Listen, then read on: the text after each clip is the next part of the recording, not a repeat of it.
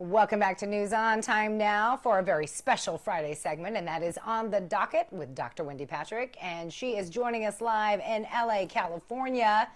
Good to see you. Always a pleasure, Miranda. Thanks for having me. So I want to talk about this story that we mentioned a little earlier on in the show. This is coming from our news partners at Just News. So this is about that former U.S. Postal Service employee pleading guilty now to dumping mail, including election ballots.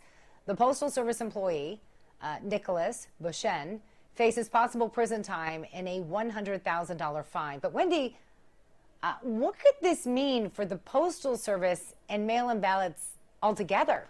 This seems very problematic.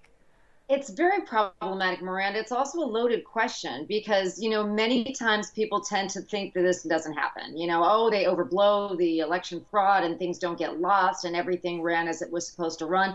And then you have cases like this and you wonder, is this the outlier? Is this the only person that did something like this and got caught? Or is this emblematic of a larger problem? So yes, we always ask these questions and we worry that there might be more issues than people want to recognize around mail-in ballots. And I would want to know a little bit more about the background of this case. How did we find it? How was it detected? Were there any red flags? Because our whole goal is prevention, not rectification. Right. And well, let's give everybody another chance. But how can we see these red flags? How can we determine and detect fraud like this before it disenfranchises voters? Or God forbid, Miranda, people that believed they voted only to find out later their ballots were thrown in the trash.